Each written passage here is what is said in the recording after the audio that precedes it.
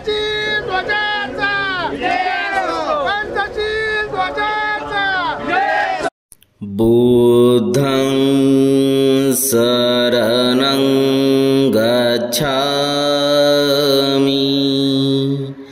धम्मं शरणं गच्छामि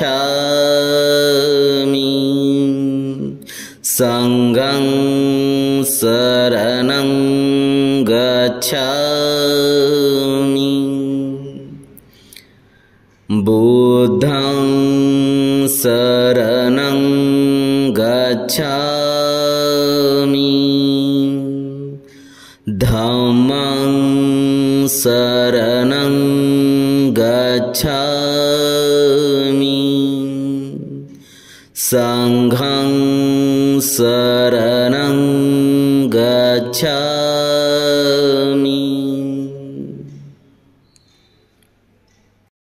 बुद्धं शरणं गच्छामि धम्मं शरणं गच्छामि संघं शरणं गच्छामि बुद्धं शरणं गच्छामि धम्मं शरणं गच्छामि संघं शरणं गच्छामि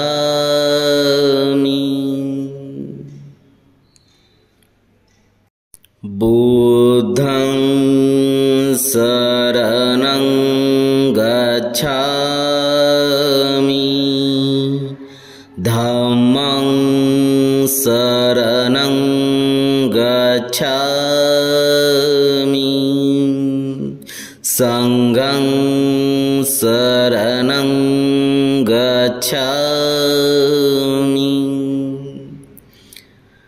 बुद्धं शरणं गच्छामि धम्मं शरणं गच्छामि संघं शरणं गच्छामि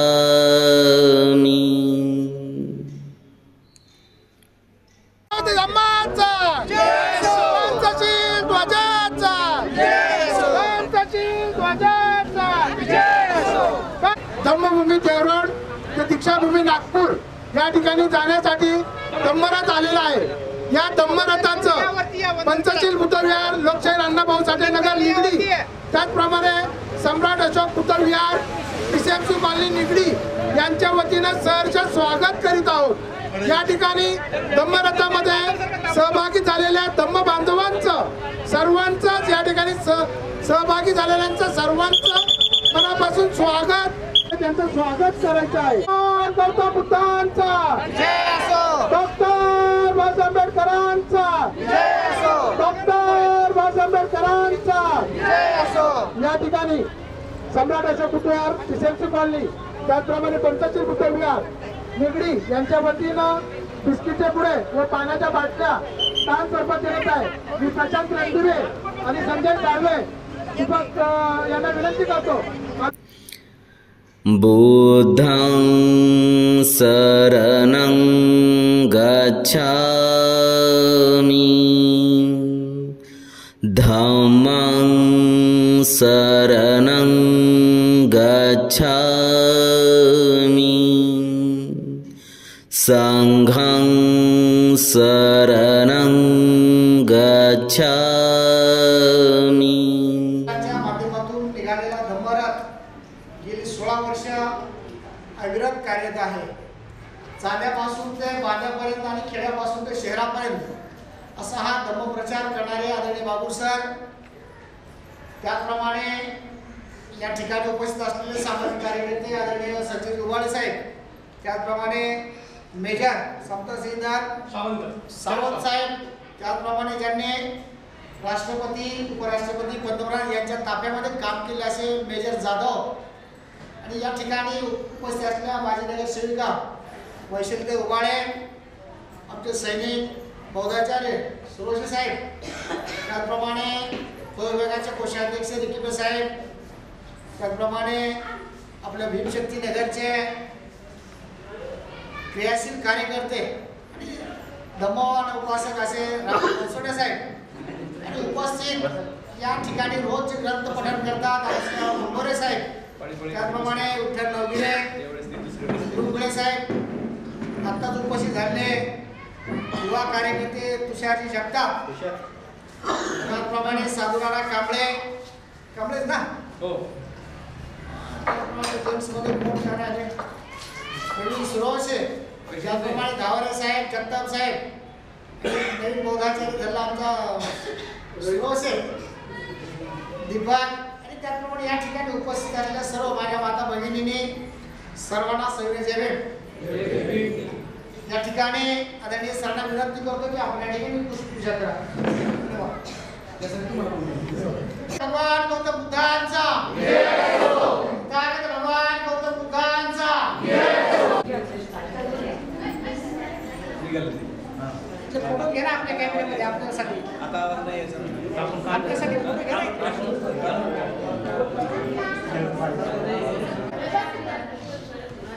एकत्र बसत ना कॅमेरा देतो गाण्याचं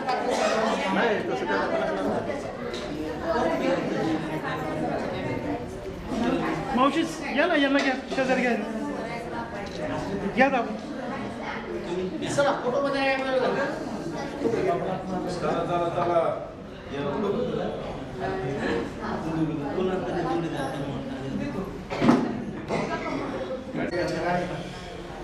जास्त उद्घाटन झाले, जास्त उद्घाटन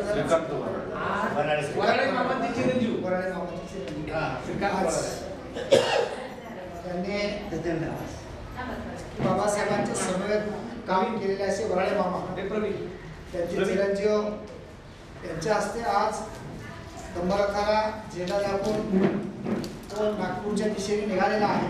प्रथमतः आपल्या सम्राट बुद्धिवार, पंचशील बुद्धिवार या ठिकाणी दंबरथाचं आपण छानपैकी स्वागत केलेलं आहे. खऱ्या अर्थाने बागुल सर गेल्या 16 वर्षापासून खेड्यापाड्यापासून सगळीकडे आज जवळजवळ 1.5 लाखापर्यंत बागुल सरांच्या दंबरथामध्ये उपासक जमलेले आहेत, म्हणजे त्या रथाभोवती जमलेले आहेत.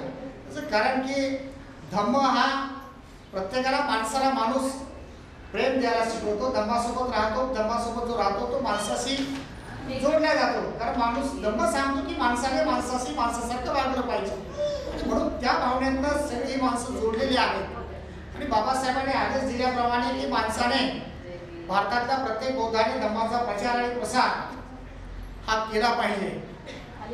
नुसतं आम्ही बिहारामध्ये रविवारी येणं नमतसं तसं न म्हणता आम्ही आमच्या शेजारी पाजारी खेड्यागावात कुठेही असो तर आम्ही त्याचा धम्माचा प्रचार करणं हे फार गरजेचं आहे.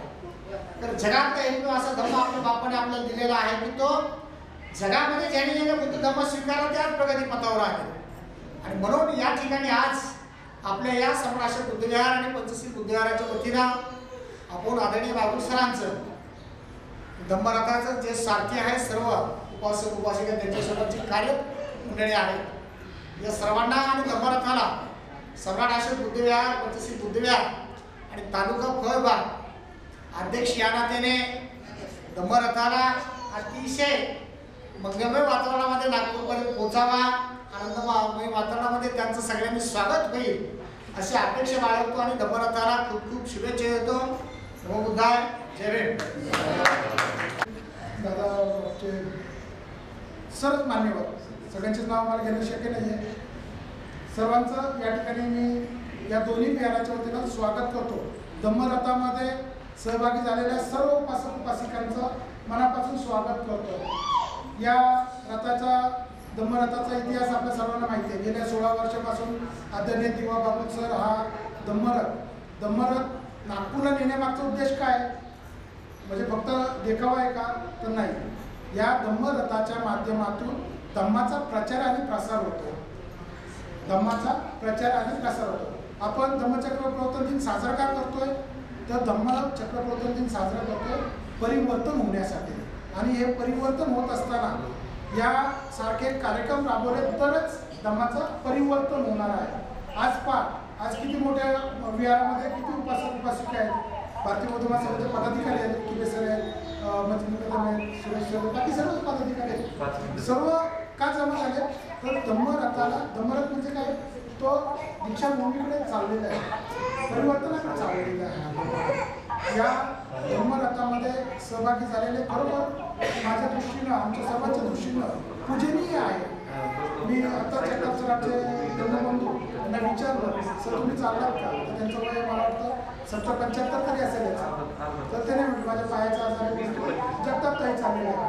हे 65 वय तर जगतापांचं असणार आहे, माझ्या 60-65 दरम्यानचं ते असणार आहे. या वर्षी सुद्धा जो जोश आहे आणि त्या जोशानं ते रथाबरोबर नागपूरला चाललेले आहेत. म्हणजे त्यांना आजार आहेत का? कडक मावशी आणि 4-5 महिला, तसं तिकडे तर नाहीच झालेलं ते विहारात. परंतु म्हणजे जगात होणारा कार्यक्रम भारतात होते, म्हणजे तो भारतात त्याच्यावरती अतिक्रमण झालं. हे वेगवेगळे कार्यक्रम अतिक्रमण, संस्कृती सुद्धा अतिक्रमण झालेली आहे. याच्यामध्ये परिवर्तन करावं लागणार आहे आणि हे परिवर्तन या माध्यमातून होणार आहे. धम्मचक्र प्रवर्तन दिनाचं औचित्य साधून सन्माननीय बाबू सर आणि सर्व त्यांचे साथी हे चक्र फिरवण्यासाठी चाललेले आहेत. यांना पंचशील बुद्धविहार, त्याचप्रमाणे सम्राट अशोक बुद्धविहार, या सर्व दोन्ही बुद्धविहाराच्या वतीनं भारतीय बौद्ध महासभा वार्ड शाखा निगडी यांच्या वतीनं मी आपल्या सर्वांचं मनापासून स्वागत करतो. मनापासून तुम्हाला सर्वांना शुभेच्छा देतो. 10 दिवसात 24 तारखेपर्यंत तुम्ही त्या ठिकाणी जाणार आहात. तुमचं आरोग्य चांगलं राहो, तुमचं शरीर तुम्हाला साथ कुठली अडचण ठरू नये ही या ठिकाणी मी शुभकामना व्यक्त करतो. आणि सर्वांना विनंती करेल, म्हणजे हे भाषणात सांगतो, सूचना ॲक्च्युली ती नाश्त्याची व्यवस्था केलेली आहे. जे धम्मसारथी आहेत, जे जाणार आहेत, त्यांनी नाश्ता केल्याशिवाय जाऊ नये. जे स्थानिक आहेत त्यांचा नाश्ता झाल्यानंतर स्थानिकांनी उरलं तर करूया, नाही उरलं तर त्यांचं पोट भरलं होतं, कारण त्यांना लांब प्रवास करायचं आहे, संध्याकाळचं जेवण उशिरा असणार आहे. तर या ठिकाणी पुन्हाच्या मी सरांचं, प्राध्यापक दिवा बाबू सर, राष्ट्रीय पोचनकर आहेत आणि सर्व सारथींचं जे धम्म रथाबरोबर जाणार आहे त्या सर्वांचं मनापासून स्वागत करतो आणि तुम्हाला शुभेच्छा देतो. धन्यवाद. जय आज वाढदिवस आहे ना. हां, सन्माननीय गौतम किबे हे भारतीय बौद्ध महासभेचे संघटक आहेत आणि कोषाध्यक्ष पण आहेत. त्यांचा आज वाढदिवस आहे आणि असं औचित्य आपल्याला कधी मिळालं नाही. बाबू सर पुच्छ काय आणलं नाहीये, पण ते पुष्प हे त्यांना देऊन त्यांचं आपण हां आणखी चांगलं सर्व सांगू का द्यायचं.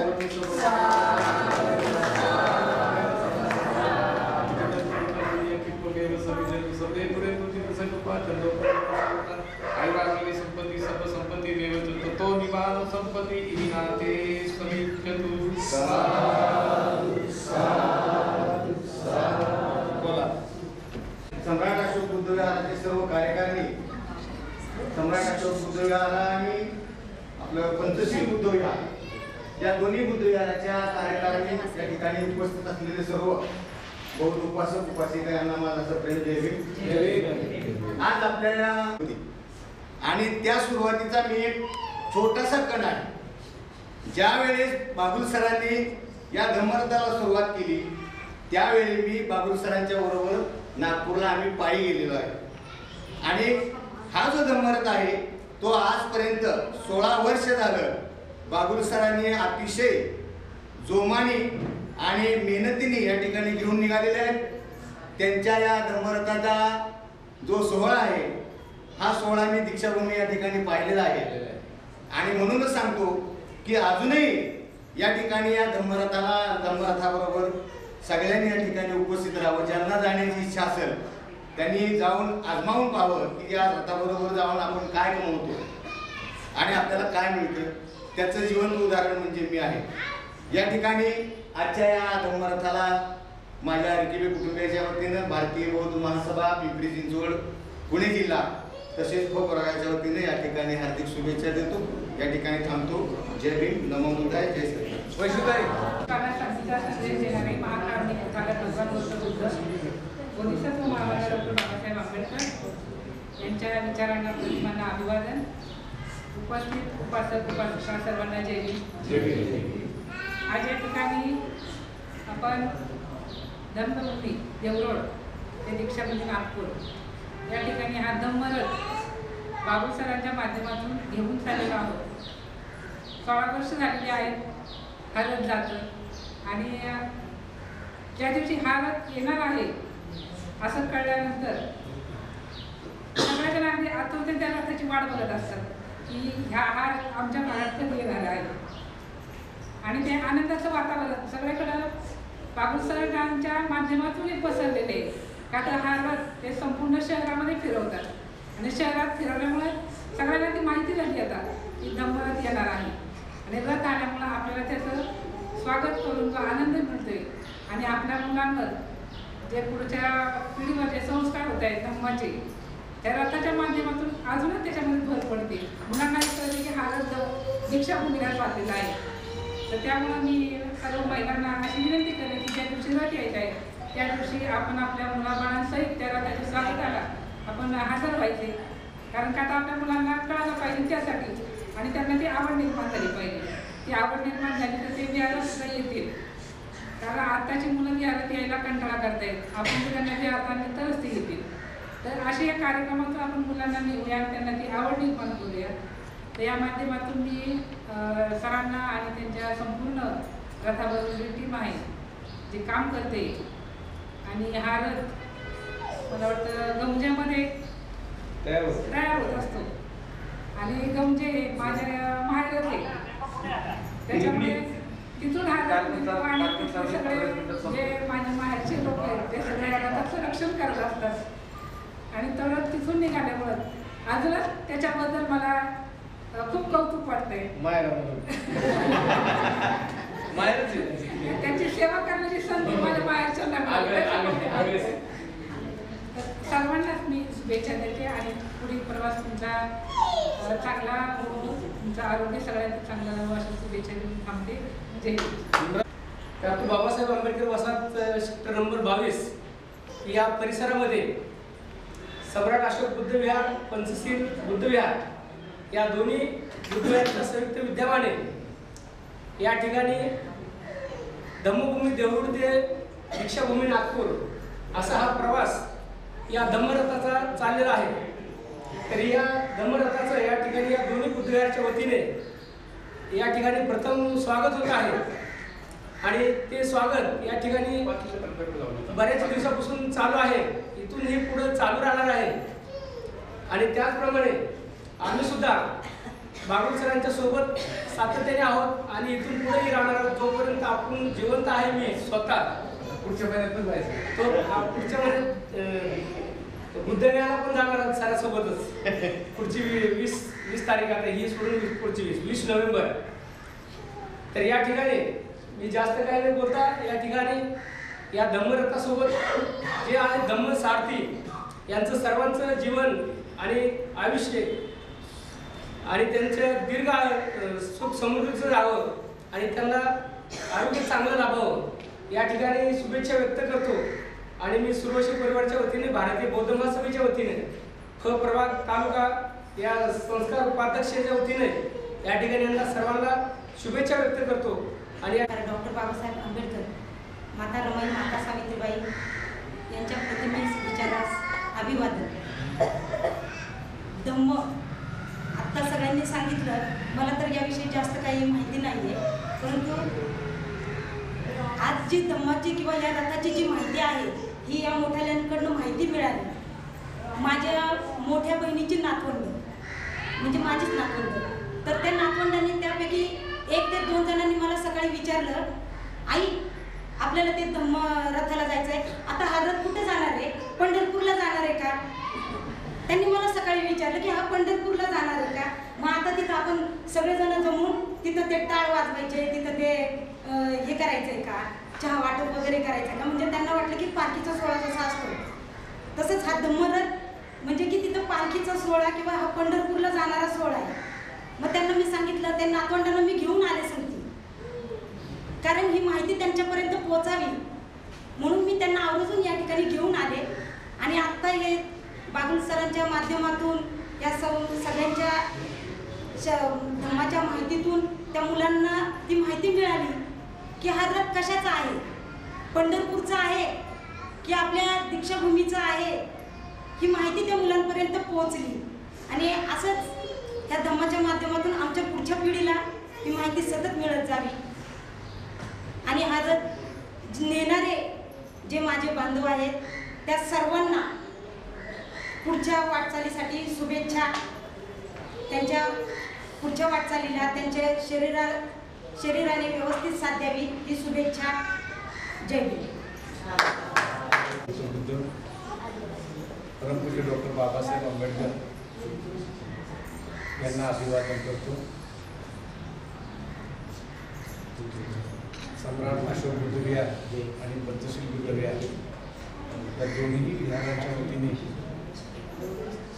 गेले 16 वर्ष झालं रथ या ठिकाणी थांबत असतो. यावेळेस एक चांगली गोष्ट झाली. पूर्वी तुम्हाला तिथे यावं लागत होतं, तुम्हाला सगळ्यांना मिळून चौकात यावं लागत होतं. आता पूल झाल्यामुळं बरं झालं, ते रोज इथे यायला लागले. पुलामुळं काय तिकडे जाता येणार नाही डायरेक्ट, त्यामुळे ते एखादं शिकवतो तेही बरं झालं. गेले 16 वर्ष हा प्रोग्राम चालू आहे. मला आजला प्रकर्षानं भीमराव आंबेडकरांची आठवण झाली. भीमराव आंबेडकरांची आठवण अशासाठी म्हटलं की 2015ला आपल्या रथाचं उद्घाटन त्यांनी केलं होतं आणि त्या दिवशी भीमराव स्वतः रथामध्ये बसले होते आणि रथात बसून ते जवळजवळ खडकीपर्यंत आले होते. आणि त्यावेळेला जेव्हा इथे तुम्ही सगळेजण आलात त्यावेळेला फटाके वाजवले वगैरे सगळं फार मोठा लवाजमा होता त्या वेळेला.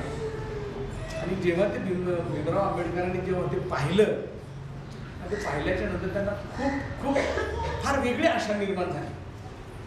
सर म्हणलं हे कसं काय करता तुम्ही? बाबासाहेबांची प्रेरणा आहे, समाजाचं साथ आहे, त्याच्यामुळे हे झालं. आणि इतकं त्यांना बरं वाटलं की म्हणजे भविष्यात हे फार मोठं काम होणार आहे तुमचं. मी म्हटलं मोठं काम हे म्हणजे माझ्याबरोबर जर सदा बाबासाहेब आंबेडकरांच्या घरातली माणसं जर याच रथाबरोबर जर असतील तर आम्ही मुळातच मोठे आहोत ना, आमच्याकडे काय कमी मोठेपणा. म्हणून बाबासाहेब नावाच्या महामानवानं हा ज्या पद्धतीनं आम्हाला विचार दिलेला आहे चालवायला, तो विचार आम्ही पाळणं अत्यंत गरजेचं आहे. नवीन मुलांसाठी जे लहान मुलं आहेत त्यांच्यासाठी माहिती फक्त सांगतो की बाळांनो हा धम्मरथ आहे आणि हा बाबासाहेबांच्या आदेशाप्रमाणे धम्मभूमी देहूरोड ते दीक्षाभूमीला चाललेला आहे. आता धम्मभूमी देहूरोडलाच का तिथूनच का निघायचं तर बाबासाहेबांनी स्वतःच्या हातानं त्या ठिकाणी बुद्ध मूर्तीची स्थापना केलेली आहे 25 डिसेंबर 1954ला, म्हणून तिथून निघायचं. आणि जेव्हा स्थापना केली ते अत्यंत पवित्र ठिकाण आणि जिथे धम्म स्वीकारला आणि धम्म दिला असं ठिकाण म्हणजे दीक्षाभूमी. हे दोन टोकं धम्म प्रचारासाठी अत्यंत महत्त्वाचे आहेत. कारण या दोन टोकांमध्ये कमीत कमी 8 ते 9 जिल्हे लागतात. 8 ते 9 जिल्हे लागतात आणि 8 ते 9 जिल्ह्यातून जर हा धम्माचा प्रचार जर तिथपर्यंत जर झाला तर ही अत्यंत चांगली गोष्ट होईल. आणि म्हणून या धम्मरथाचं प्रयोजन हे अशा पद्धतीने आहे. आम्हाला बाबासाहेब वाचताना मी कायम लोकांना हे सांगतो की बाबांनो, आता कदमगुरुजी माझ्याबरोबर काम करतात, संजय भाऊ माझ्याबरोबर काम करतात, आम्ही बऱ्याच वेळेला कार्यक्रमाला एकत्रच असतो. आम्ही चर्चा करत असताना बाबासाहेबांच्या विषयावर आम्ही फार वेळेला चर्चा केलेली आहे, खूप वेळा चर्चा केली. कदम गुरुजींना आमच्या तर इतक्या म्हणजे प्रायव्हेटही होतात आणि सार्वजनिकही गप्पा होतात की त्या धम्माशी निगडीत असतात. म्हणून बाबासाहेब जेव्हा म्हटले होते की तुम्ही दरेकाला दीक्षा द्या. 2 चांगली माणसं एकत्र आली आणि 2 चांगल्या माणसांनी एकत्र चांगला जर विचार मांडला तर धम्माचा विचार नक्की वाढत असतो. आणि तो वाढत असताना बाबासाहेबांच्या भूमिकेतून जेव्हा आपण धम्म पाहतो तो धम्म मला अत्यंत महत्त्वाचा वाटतो. या धम्माच्या प्रचार आणि प्रसारासाठी बाबासाहेबांनी जो उपाय सांगितलेला आहे, भारतीय बौद्ध महासभेचे ज्ञापन आणि नियमावलीच्या कलम क्रमांक 7, 9 आणि 11 मध्ये बाबासाहेबांनी हे सांगितलेलं आहे की धम्माचा प्रचार करण्यासाठी आपल्याला काय करावं लागेल आणि कशा पद्धतीने प्रचार करावा लागेल. सेम त्या भारतीय बौद्ध महासभेच्या त्या घटनेला अनुसरून आणि बाबासाहेबांचा तो प्रसंग जो घडला याचा दीक्षाभूमीचा, आपल्या धम्मभूमीचा, त्या प्रसंगाला साक्षी ठेवून मग हा 2008 पासून हा रथ सुरू झाला. रिकेबेने सांगितलं ते बरोबर आहे. सुरुवातीच्या काळात 2009चे ते जोडीदार आहेत माझे. अर्थात त्यांच्या तिथले सगळेच कार्यकर्ते माझ्याकडूनच गेलेले, सगळे त्यांच्याकडचे सगळेच कार्यकर्ते, फार कसबेपासून तर मल्हारीपासून तर अशोकपासून सावंतपासून सगळे कार्यकर्ते, ही सगळी कार्यकर्ते म्हणजे ह्या सगळ्यात मोठ्या आठवणी आहेत. ही सगळी कार्यकर्ते घरात यायची, माझ्या घरात यायची आणि काय तळून आपण माझ्या घरात खात होतो. आपण उमेदवार उभा जेव्हा केला लिंबाची पालखीला तेव्हा सुद्धा आना भाकान शब्द माझ्याच घरात झाले. आता गद्दार निघाले लोक तो भाग वेगळा, काही लोक गद्दार निघाले तो भाग वेगळा, पण चळवळ ही अशा पद्धतीने वाढत असते. चळवळीला काही आणि हा धम्म एकट्या माणसाला समजून काही उपयोग नाही. एकट्या माणसाला त्याला समजला तो गप राहिलाय. बाबासाहेब उलट म्हणतात की ज्याला हे कळतंय त्यानं जर ते सांगितलं नाही तर तो चळवळीचा मारेकरी ठरेल. मला चळवळीचा मारेकरी ठरायचं नाही म्हणून हे काम करतोय. मी तुमच्यासाठी करत नाही, धम्मासाठी करत नाही. मी फक्त बाबासाहेबांच्या त्या शब्दाला जागून काय करता येईल तेवढाच प्रयत्न करतोय, दुसरं काय करणार आहे. आणि एक गोष्ट लक्षात ठेवा, काय हे मनुष्य जन्म जो आपल्याला मिळाला ना, मनुष्य जन्म जो मिळाला आहे परत नाही बरं. हिंदू धर्मामध्ये सांगितलं जातं 84 योनीतून पुन्हा जन्म आहे. दादांत खोटा आहे. कोकणी हुल येते, त्याला काही खरं नाही. आतापर्यंत कोणाला मोक्ष मिळाला नाही, मोक्ष मिळवण्यासाठी कोणी कुठे गेले नाही. आणि जो मोक्ष मिळवण्यासाठी वरती गेला तो आराम करून काय सांगायला आला नाही मला मोक्ष मिळाला आहे. या सगळ्या भूलथापा त्या पृथ्वीवर, आणि या भूलथापांना भगवान बुद्धांनी नाकारलेला आहे. या भूलथापांना नाकारलेला आम्हाला एक 4थीला धडा होता बघा. तो धडा मी तुम्हाला सांगतो, याची व्यवस्था कशी निर्माण केलेली आहे. हे शाळेच्या माध्यमातून सुद्धा मुलांच्या डोक्यामध्ये कशा पद्धतीचं घालतात.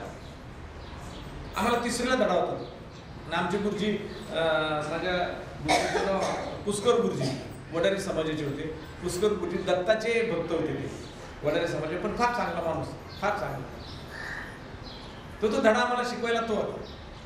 त्या धड्यामध्ये आम्हाला सांगितलं होतं त्यांनी, तो धडा मी तुम्हाला सांगतो म्हणजे तुम्हाला कळलं. तो धडा असा होता, गावातला एक फार मोठा सावकार, मोठा शेठजी, त्याच्याकडे भरपूर पैसा, पण तो दान सहसा करायचा नाही. त्याला फक्त योग्य वाटेल त्याच ठिकाणी तो दान करतो, मोगम कधीच करायचा नाही. आता ब्राह्मणाला वाटलं त्यांनी मलाही दान करावं, पण तो ब्राह्मणाला सुद्धा मोजकच दान द्यायचं ठरलेलं.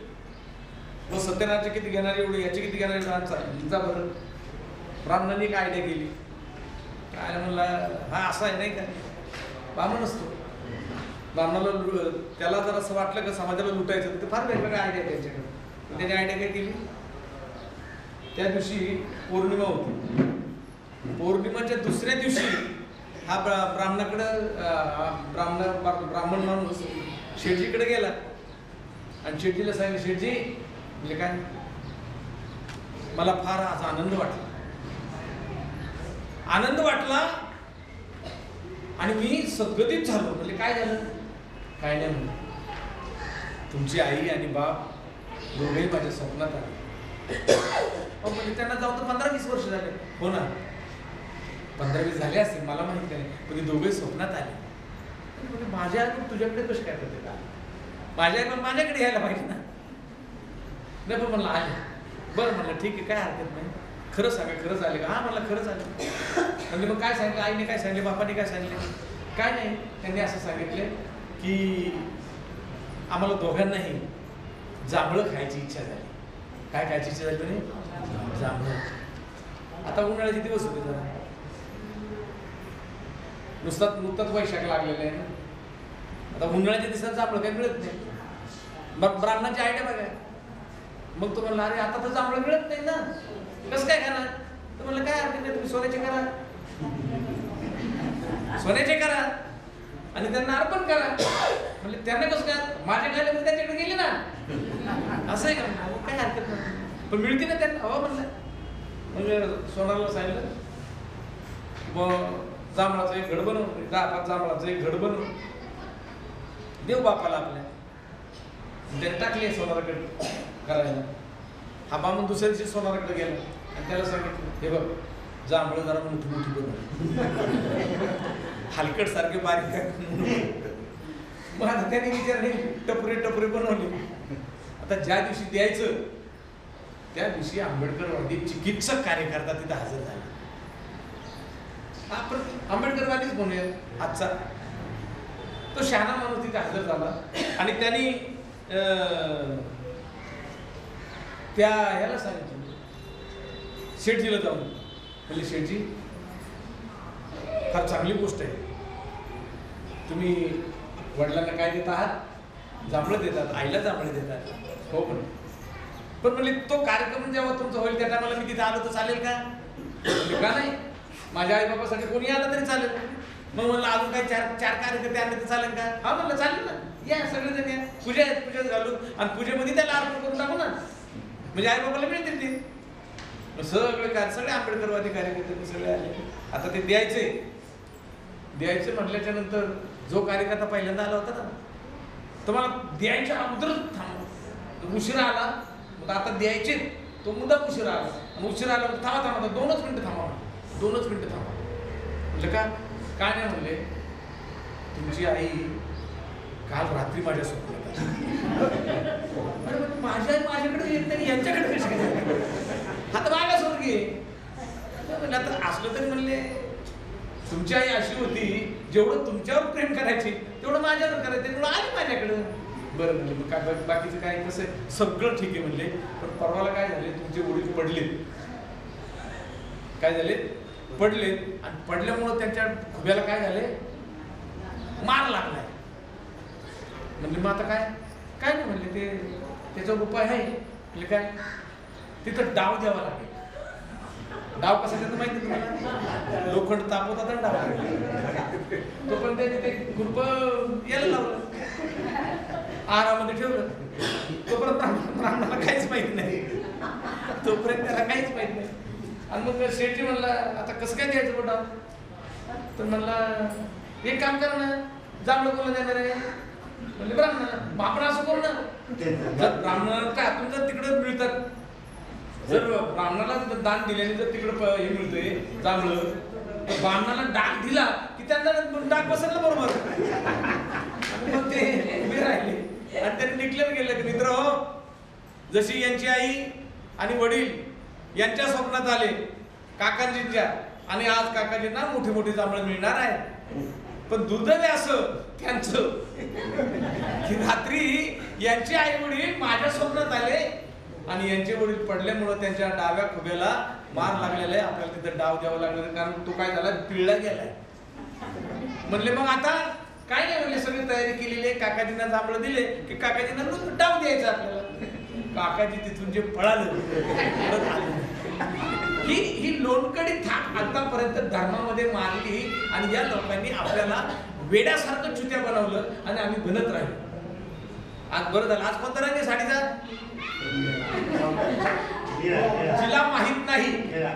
जिला माहित नाही तिला धन्यवाद. जिला माहित आहे, जिला माहित असून सांगत नाही, असं काय बेमानपणा करायचा नाही. जे आहे ते आहे, आपण कुठं काय म्हणतोय? आपण करत नाही ओके, आपल्या मनातच ठेवायचं ना, तो फळात पुसायचा, कारण तो फळात पुसल्याशिवाय दुसरं काय लिहिता येणार नाही. म्हणून बाबासाहेबांनी आम्हाला चिकित्सा करायला सांगितली आणि आपल्या देशात चिकित्सा केली की त्याला धर्मद्रोही, देशद्रोही म्हटलं जातं.